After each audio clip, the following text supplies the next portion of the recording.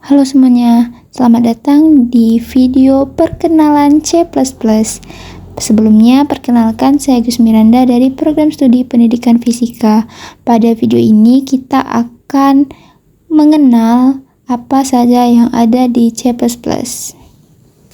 Langsung saja, kalau teman-teman udah mendownload aplikasi C++-nya, kita buka aplikasi C++, lalu kita akan mendapati laman pertama dari aplikasi tersebut seperti yang saya buka ini. Lalu kita buka file, ini untuk membuat file baru yang akan kita buat untuk melakukan coding. Nah, setelah laman file baru itu muncul, kita bisa mengedit tampilan laman dengan klik edit pada bagian pojok kiri atas. Lalu juga ada view, ada project, dan lain-lain. Nah, itu bisa teman-teman gunakan untuk mengedit dari latar atau layout pemrograman teman-teman. Lalu teman-teman bisa menyimpan file coding dengan mengklik compile atau yang berbentuk kotak warna-warni di bagian atas. Nah, untuk menyimpan teman-teman bebas dimanapun dan dengan memberikan namanya sesuai keinginan teman-teman.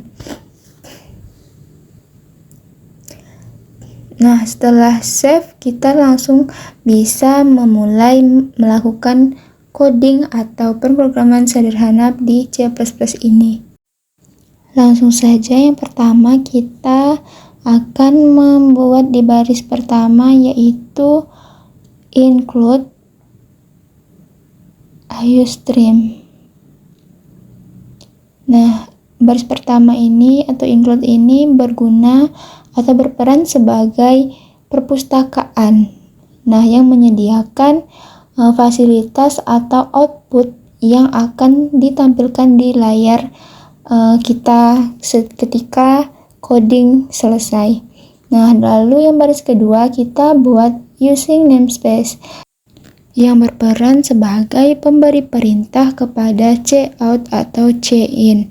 Nah, lalu baris yang keempat ada intermain. Intermain ini dibaca juga sebagai fungsi main atau merupakan titik awal dari eksekusi program atau titik awal dari pemrograman yang akan kita lakukan. Selanjutnya kita akan menuliskan program utama atau yang akan ditampilkan dari hasil pemrograman kita, yaitu cout. Nah, kita bisa menuliskan apapun di bagian cout ini sesuai dengan tujuan dan apa yang ingin kita buat. Nah, contoh misalnya pada contoh ini saya membuat tulisan saya belajar coding. Nah, tulis pada bagian cout. Lalu jangan lupa berikan garis miring N. Apa fungsinya? Fungsinya adalah sebagai enter otomatis. Nah, ketika kita menambahkan garis miring N, maka hasilnya nanti akan terenter antara baris pertama dan baris kedua. Lalu kita buat lagi cout yang kedua, yaitu misalnya dengan tulis coding C++ mudah. Nah, jangan lupa berikan garis miring N serta tanda titik koma.